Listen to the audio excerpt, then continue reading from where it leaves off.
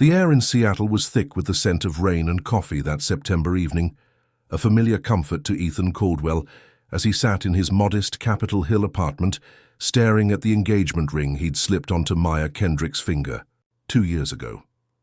At 29, Ethan had built a steady life as a software engineer. Nothing flashy, just a quiet existence carved from years of coding late into the night and saving every penny for a future he thought they'd share. Maya, 27, a spirited barista-turned-event planner, had been his spark, wild, witty, and fiercely independent. They'd met at a local indie concert, her laugh cutting through the crowd like a beacon, and within months they were inseparable. 4 years of love, fights, and dreams had led to that ring, a promise of forever sealed over a candlelit dinner at their favorite waterfront spot. But now, as the ring glinted accusingly on the coffee table, Ethan wondered how it had all unraveled so fast. It started with whispers, small, nagging doubts he'd brushed off as paranoia. Maya had been his rock, the one who'd cheered his late-night breakthroughs and danced with him in their tiny kitchen to off-key playlists. They'd planned a spring wedding, a small affair in the Cascades with wildflowers and a tight-knit crew of friends. But 6 months ago, her fire dimmed. The wedding binder she'd filled with sketches and Polaroids gathered dust, her once endless chatter about venues and vows replaced by shrugs and silences. "I'm just tired," she'd say, her hazel eyes dodging his. Ethan chalked it up to her new gig planning corporate galas. Stress, he told himself, nothing more. Until that Friday night, when the truth crashed through their door like a wrecking ball. He'd come home early, arms full of takeout from their favorite Thai spot, hoping to coax her into a movie night. The apartment was dim, the hum of the city filtering through the cracked window, and Maya sat on the couch, her phone clutched like a lifeline. She didn't hear him at first, her gaze locked on the screen, a faint smile tugging at her lips, a smile he hadn't seen in months. "Hey, babe," he called, setting the bags down. She flinched, the phone tumbling to the cushion as her face drained of color. "Ethan, you're early," she stammered, her voice tight. He laughed it off, teasing her about sneaking extra spring rolls, but the air felt wrong, heavy with something unsaid. "What's up?" he asked, nodding at the phone. She hesitated, then squared her shoulders, her jaw set in that stubborn way he'd always loved, until now. "We need to talk," she said, and his stomach dropped. "I've been thinking," she began, her words slow, deliberate. "About us. About everything. I need a break." Ethan blinked, the takeout bags forgotten on the counter. "A break?" he echoed, his voice hollow. "What does that even mean, Maya? We're engaged." She bit her lip, avoiding his eyes. "I ran into Jace last month, at Mo. A client event. We talked and... I don't know, Ethan, I need to figure out if there's still something there.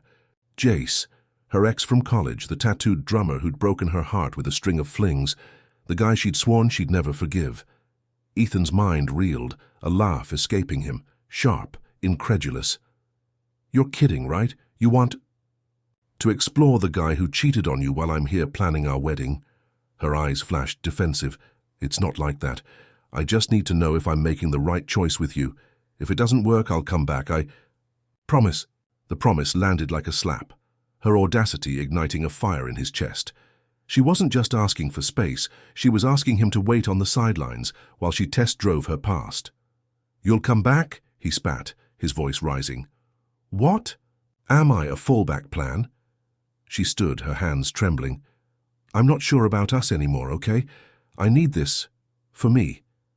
Ethan stared at her, the woman he'd loved unraveling into a stranger, and something inside him snapped, not with rage, but with clarity. "Take your break," he said, his tone ice-cold, "but don't expect me to be here when you're done."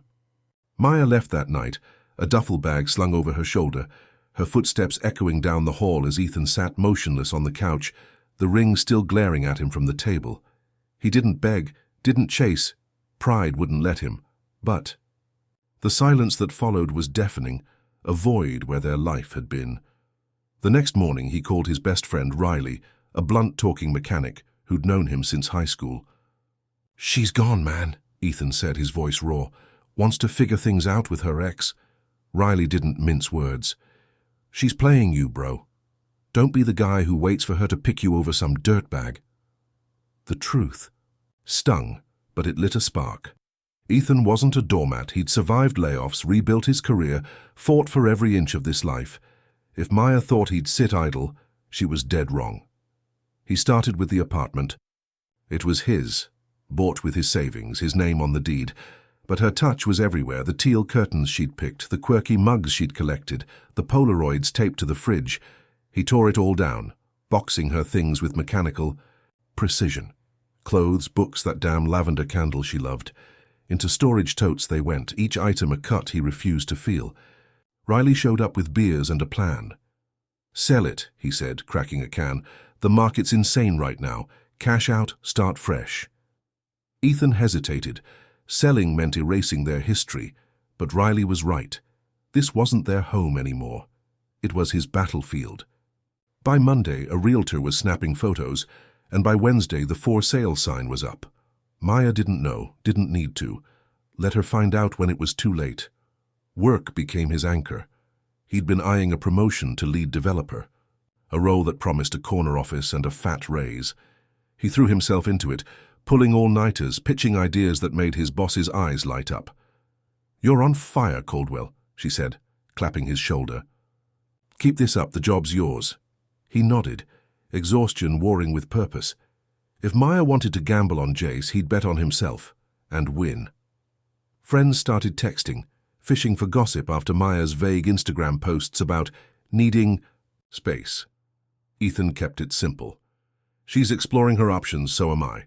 No drama, no venom, just facts." The tide shifted fast. People who'd once fawned over her free spirit vibe now raised eyebrows, whispering about her flakiness. Ethan didn't fan the flames. He didn't need to. Truth had its own momentum. 3 weeks later, the apartment sold. Above asking price, a clean break sealed with a handshake. Ethan moved into a sleek rental downtown, all glass and steel, a view of Puget Sound stretching before him like a promise. The promotion came through the same day, a double victory that tasted bittersweet without her. He should have been celebrating. But the ghost of Maya lingered, until she showed up at his office unannounced, her eyes red-rimmed and desperate. "Ethan, we need to talk," she said, clutching her coat. He leaned back in his chair, arms crossed. "About what?" She faltered, then plunged in. "I messed up. Jace, he's the same guy he always was, flirting with everyone, lying. I thought maybe it was unfinished business, but it's not. You're the one I want." He studied her, the woman he'd once built his world around, now pleading for a second chance. "You needed a break to figure that out?" he asked, his voice steady. "You put me on hold, Maya. Told me to wait while you chased a guy who didn't deserve you the first time." Tears welled in her eyes. "I was scared of forever, of messing us up. I thought if I didn't do this, I'd always wonder. But I know now. You're my future." Her words twisted the knife, not because they hurt, but because they didn't. He felt nothing. No anger, no longing, just a calm, unshakable resolve. "You're right," he said, standing. "You would have wondered. And I'd have spent my life with someone who'd rather test the waters than trust what we had. That's not love, it's cowardice." She flinched, reaching for him. "We can fix this. Counseling, anything. I'll prove I'm all in." He stepped back, shaking his head. "You don't get it. This isn't about fixing you. It's about me realizing I deserve more than being your safety net." Her sobs echoed as he walked her to the door, closing it with a finality that settled over him like armor. That night, Riley dragged him to a bar toasting his new gig and new life. "She'll crawl back again," Riley warned, grinning. "They always do." Ethan smirked, sipping his whiskey. "Let her. I'm already gone." The fallout spread like wildfire. Maya's event planning gigs dried up. Clients bailed, citing unreliability after word of her stunt leaked through Seattle's tight-knit creative scene. Her social media spiraled from hopeful quotes to bitter rants, then silence. Ethan heard through the grapevine that Jace had dumped her after a public spat at a dive bar, her fairy tale reboot crashing as fast as it started. She tried calling, texting, apologies, then accusations, then pleas. "You're ruining me," one message read. I just needed time. He didn't reply. Time was her excuse, his was moving forward. He threw himself into his new role, leading a team that churned out code like art, his name buzzing in tech circles. The money from the sale funded a trip to Portland. New city, new faces, a reset he hadn't known he needed. Back home, mutual friends split. Some clung to Maya's sob story, others toasted Ethan's escape. Her sister even texted, "She's a mess. You dodged a bullet." Didn't gloat, he didn't need to. Karma wasn't his doing, it was hers. Months later, settled into his rhythm, Ethan stood on his balcony, the sound glittering under a rare sunny sky. The ring was gone, sold, the cash tucked into savings for a house he'd buy alone. Maya's last email had come a week ago, a rambling plea for closure. He deleted it unread. She'd chosen her crossroads, gambled on a past that failed her and lost. Ethan had chosen his too, not revenge, but reclamation. The cost of her betrayal wasn't his ruin, it was her own. And, as the city hummed below, he felt free, lighter than he'd been in years, ready for whatever came next.